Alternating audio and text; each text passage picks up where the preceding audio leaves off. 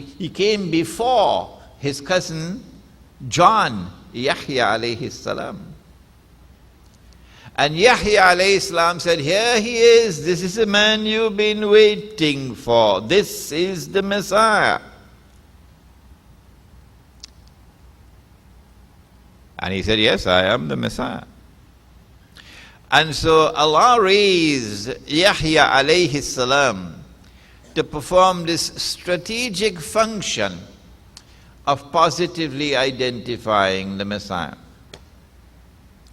And when the Messiah is to return, then Allah does the same thing a second time, and history repeats itself very logically.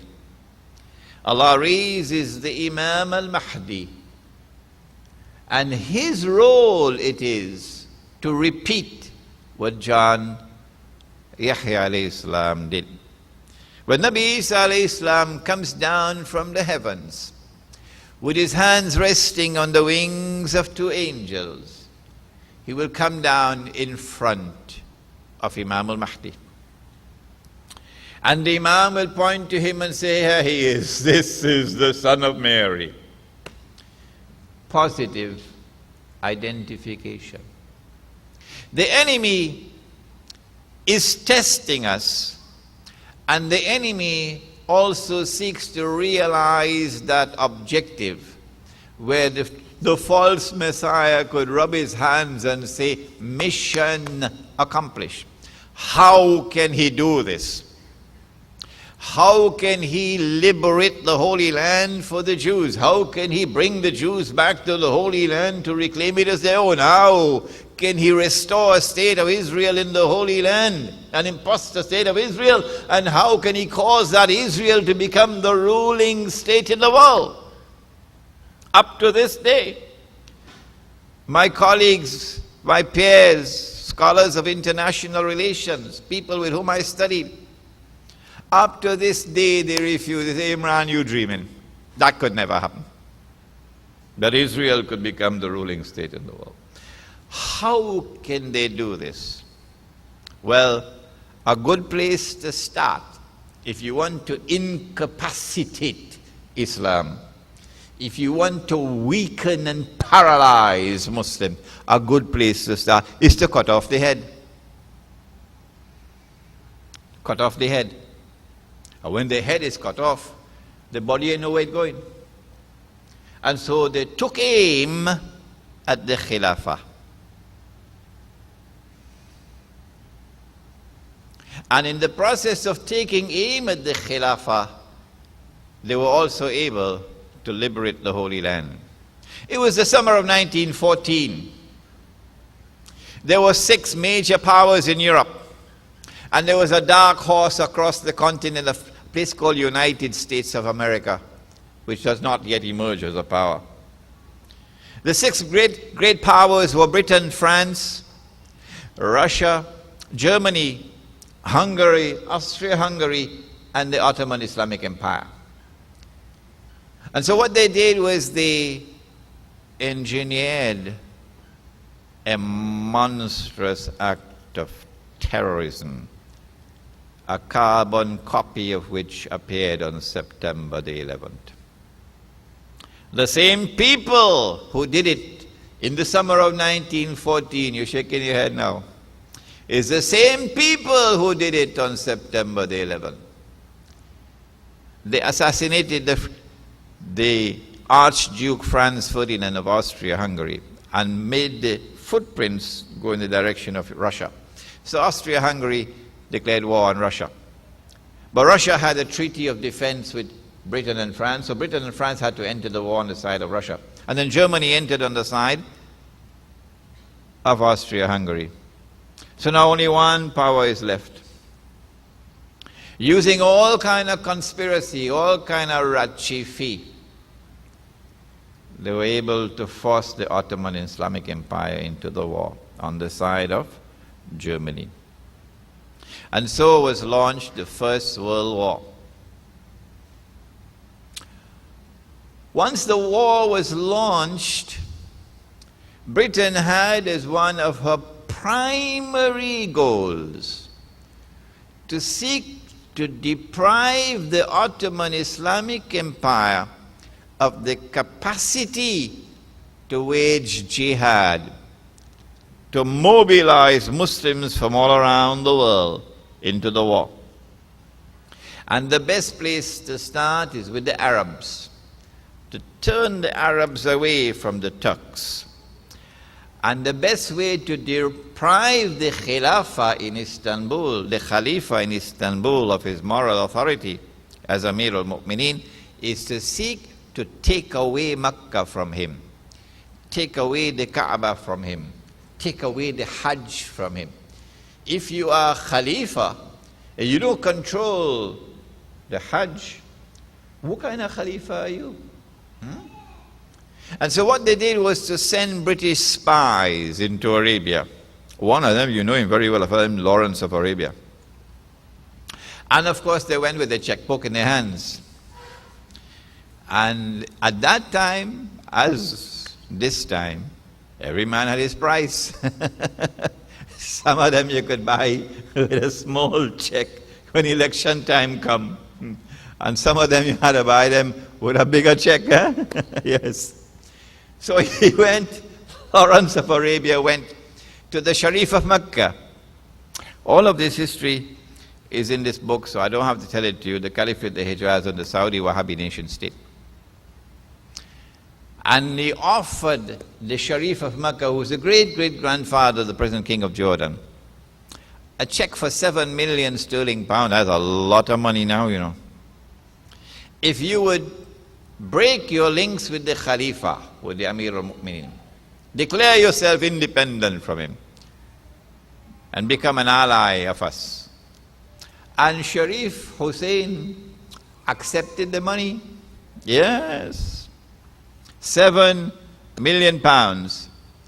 And then he reneged from his bay'ah with the Khalifa in Istanbul. The Turks never used Turkish troops in Mecca to guard Mecca. They left it to Arab troops. But the Turks used a Turkish garrison to defend Medina. And for the life of me, I still can't understand why. Is it because that they had some strange, mystical love for Nabi Muhammad alayhi salatu wasalam? The Turkish soldiers had to guard Medina, but not Mecca. As soon as Sharif al-Hussein broke ranks with the Khilafah in Istanbul, and Mecca became independent of the Khilafah, the Khalifa no longer controls the Hajj.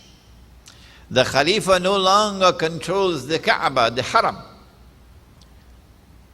It was a mortal blow to his legitimacy and to his authority. Imagine, you know the fellow who was in Afghanistan, Mullah Omar, Taliban leader? Shake your head a little bit, man. And some people were saying that Mullah Omar should be recognized as the Caliph, the Khalifa. Yeah. So I started to laugh in New York. I said, well, suppose the Khalifa want to perform Hajj, Mullah Omar. I send his passport to the Saudi consulate. You are the Khalifa? We recognize you as the Khalifa? Amir al-Mu'mineen?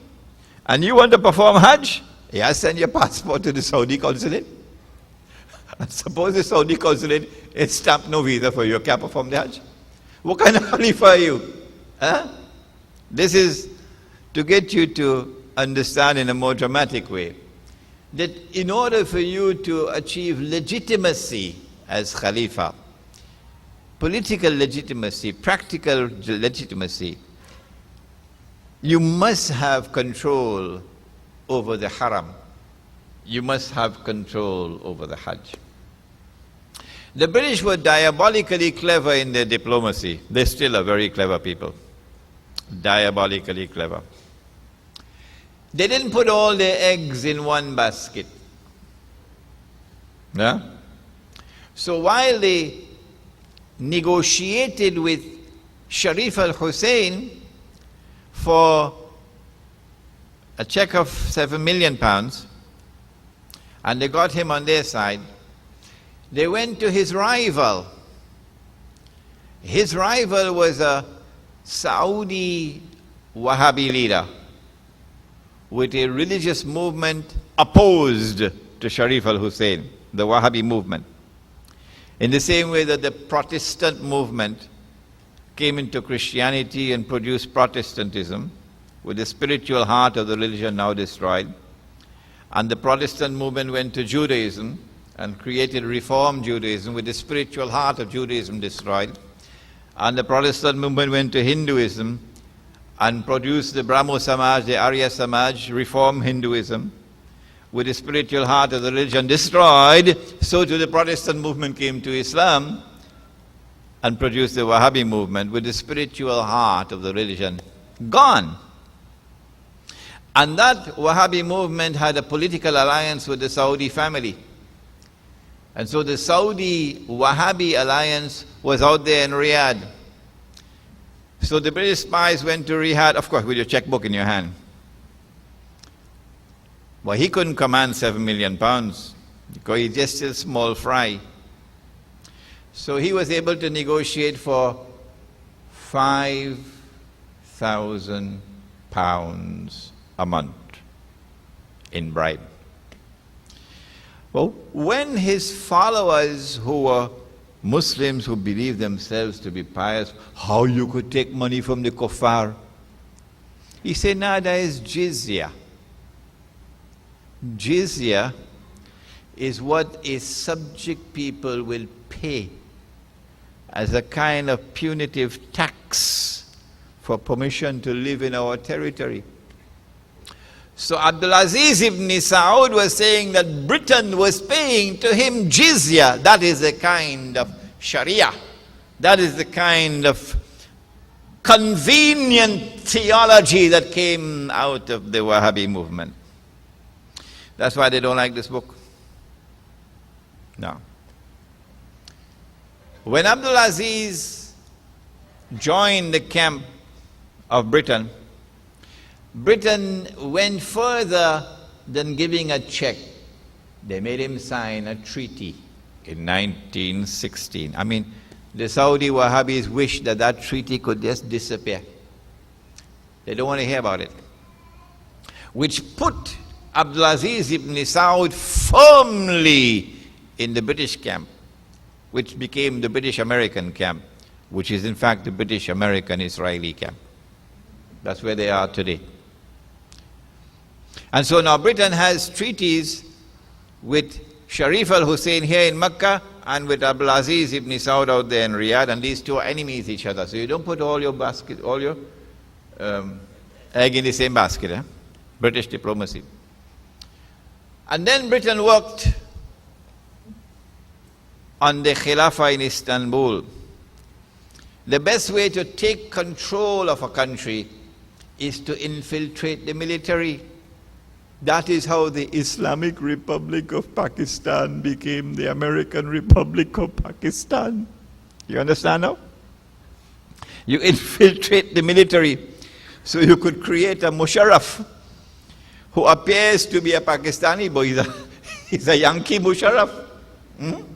Serving their ends. They put him there by conspiracy. The conspiracy that they used to put Musharraf there was an aeroplane in the sky business. But in the case of Mustafa Kemal, it had to be far more complex than that.